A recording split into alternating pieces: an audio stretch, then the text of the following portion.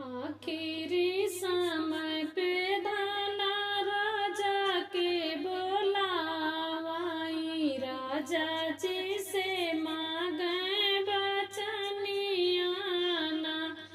आखिरी समय पे धाना राजा के बोलावाई, राजा जी से मांगे बचनियाना।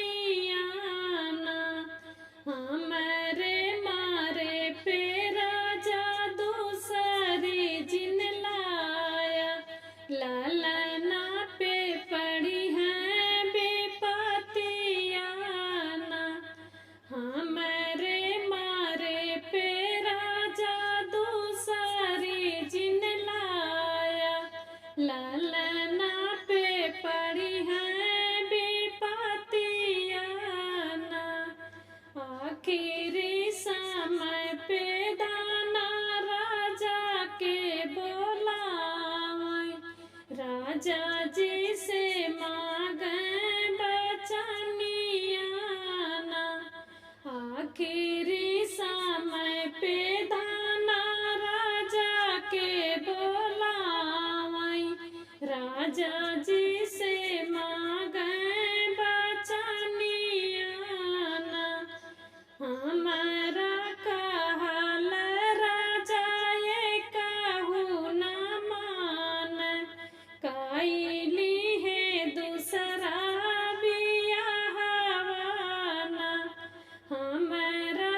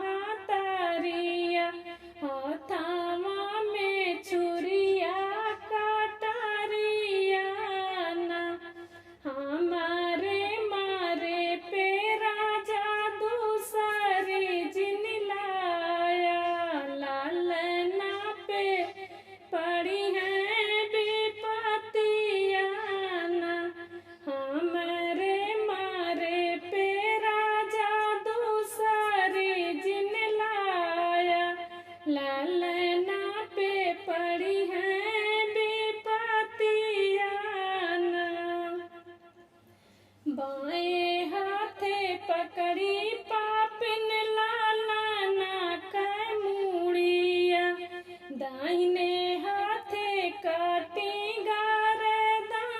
गर्दनवाना बाएं हाथे पकड़ी पापिन लालन कै मूड़िया दाहिने हाथे काटी गर्दनवाना आधी धाजा के पापिन भोजन बनावै मुड़वा छुपावै भूसा हुलवाना आधी धाजा के पापिन भोजन बनावै मुड़वा छुपावै भूसा हुलवाना हमारे मारे पे राजा दूसरी न लाया लालना पे पड़ी है विपतियाना काई के नौकरिया राजा घरवा जेला उठ पूछला गई लाल के हालियाना काई के नौकरिया राजा घरवा जेला उठाए पूछला गई लाल के हालियाना हमरा लालन रानी कहवा के गइलन देख बिनु तरस नयनवाना हमारा लालन रानी कहवा के गइलन देखे बिनु तरस नयनवाना हमरे मारे पे राजा दूसरी न लाया लालना पे पड़ी है विपतियाना हमरे मारे पे राजा दूसरी न लाया लालना पे पड़ी है विपतियाना तोहरा लालन राजा दूध भात खाइले खेल कूद गइले बहरावाना तोहरा लालन राजा दूध भात खाइले खेल कूद गइले बहरावाना हाथ गोड़